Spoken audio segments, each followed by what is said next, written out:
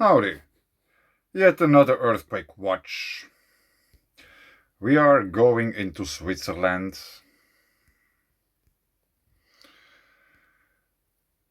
Here is Baden, where we have the most mineral-rich and hottest thermal baths or thermal springs in whole Switzerland.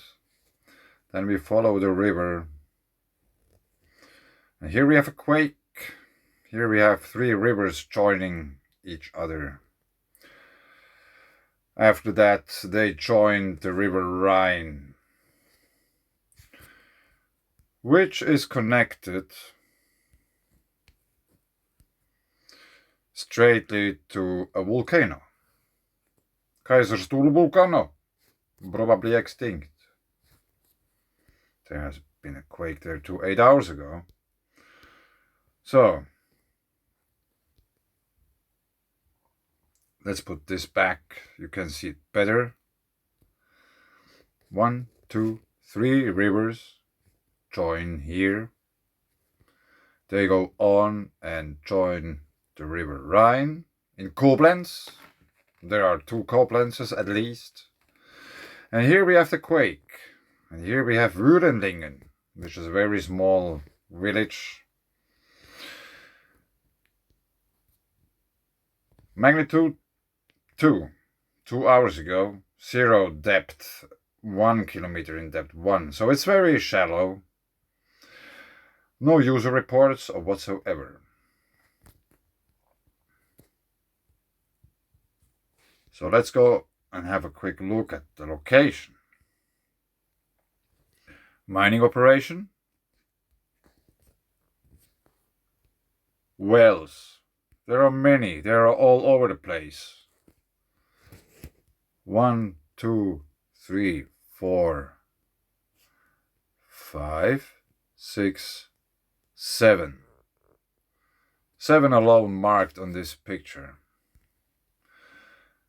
So, here's the quake on the left. And on the right we have Paul Scherrer Institute. We have to zoom out a bit. So it's about 4 kilometers from the quake location. Synchrotron, Lichtquelle Schweiz. Paul Scherrer Institute, PSI. The Swiss light source SLS, synchrotron light emitted by electrons on a curved path. The Swiss light source SLS at PSI generates synchrotron light that researchers use to study the properties of a wide variety of materials. Synchrotron light is emitted by the SLS by electrons moving at almost the speed of light in a circular orbit with a total circumference of 288 meters. The synchrotron light is emitted tangentially to the trajectory of the electrons, i.e., in the same direction as the sparks from a grindstone or the hammer of a hammer thrower. Synchrotron radiation is generated by using the fact that electrically charged particles emit light when they move on a curved path. Deflection magnets keep the electrons on their curved path. A magnetic field deflects fast electrically charged particles. Several accelerators accelerate electrons to high speeds. Several accelerators gradually bring the electrons up to their high speed. At the very beginning of the acceleration section is a linear accelerator in which the electrons are generated and accelerated to such an extent that they can be fed into the synchrotron of the SLS. In the synchrotron, the electrons are accelerated to their final velocity and then fed into an outer storage ring.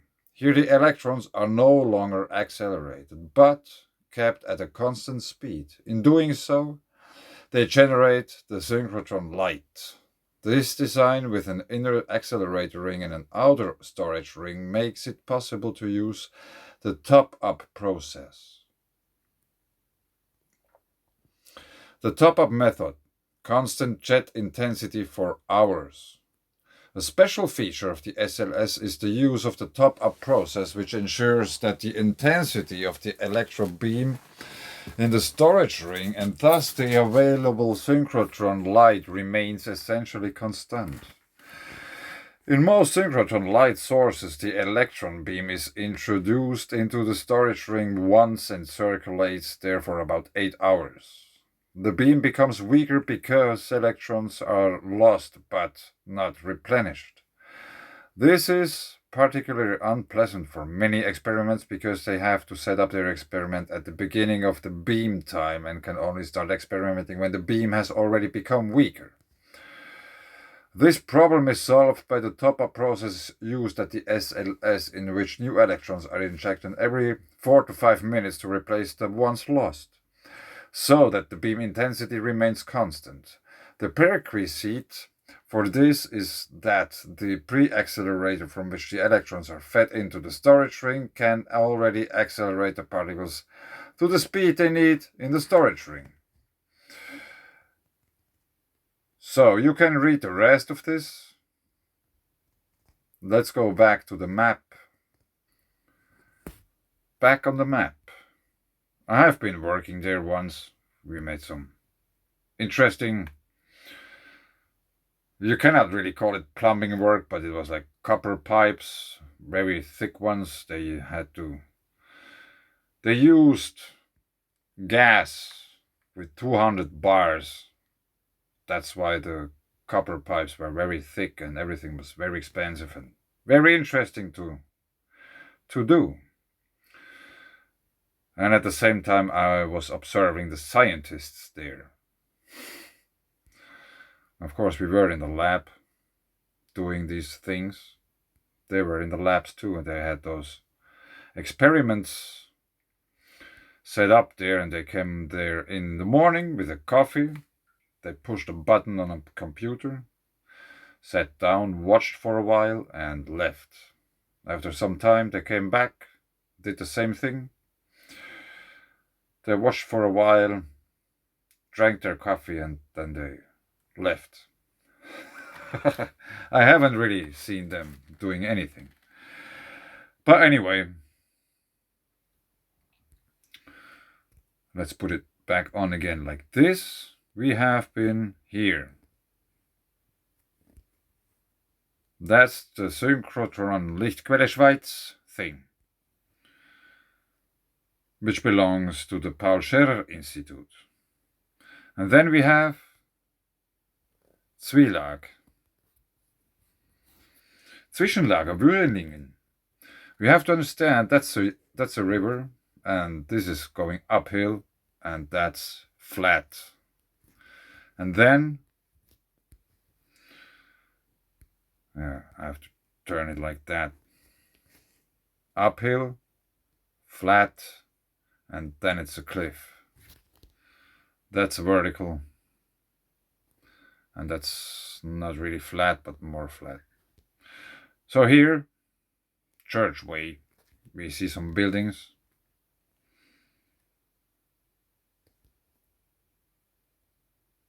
I don't think that there anyone is living.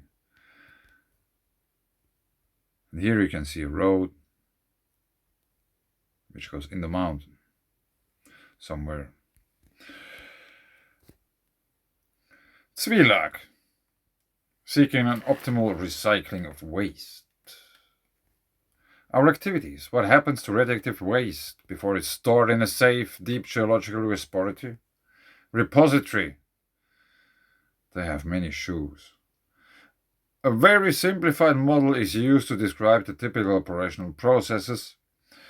Use the simplified model to get to know 4 typical operation processes: storage of spent fuel elements and highly active waste, storage of medium-level waste, treatment of low-level operational waste in the plasma plant, decontamination and conditioning of low-level waste. So that's by the river. Do they tell us about the storage? Let's go back. Safety and the environment. What's going on? Safety and the environment.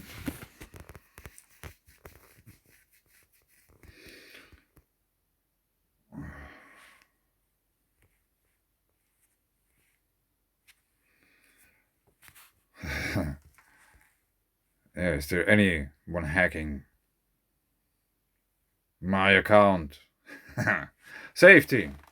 Zwielak takes all responsible measures to protect people, property and the environment. The scope of these protective measures at all times meets the targets defined in the laws implementing ordinances and guidelines. To reach these objectives, comprehensive safety and protection concepts were drawn up for the construction and operation of the facility. These concepts were implemented with the support of the competent authorities.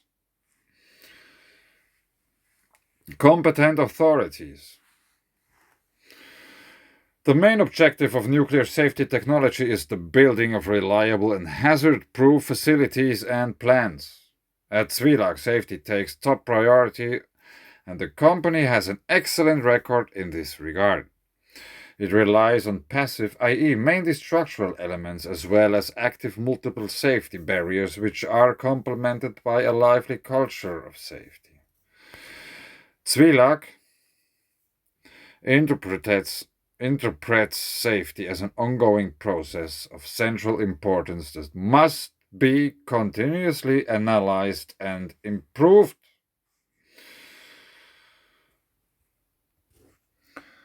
Yes, I just want to point out one single thing.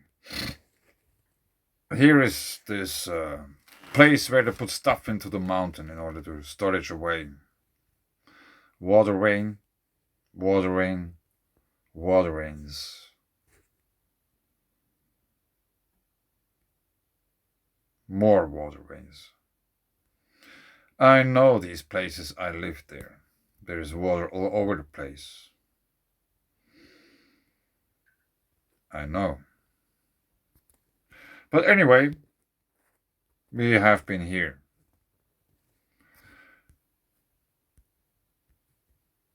If we zoom out a bit and turn it around, there is 2.7, no, it's even less.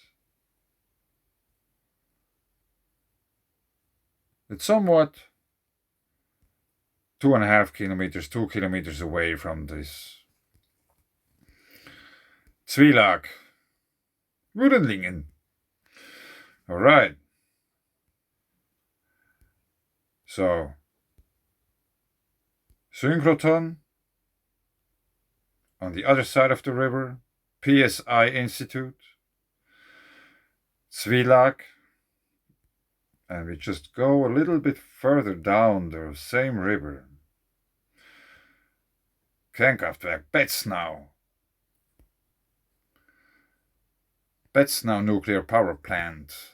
The Betznau nuclear power plant is a nuclear power plant of the Swiss energy utility Axpo, located in the municipality Wettingen, canton of Aargau, Switzerland, on an artificial island in the Aar River. The plant has been operating since 1969. Safety events.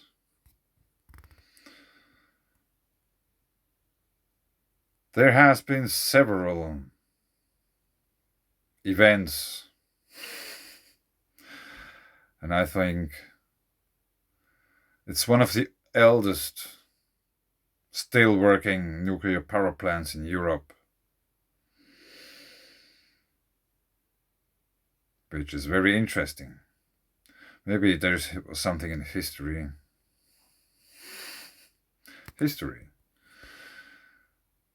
Betznau 1 is the first commercial nuclear power reactor in Switzerland, putting an end to the traditional predilection of the Swiss power utilities for hydroelectric power in the beginning of the 60s.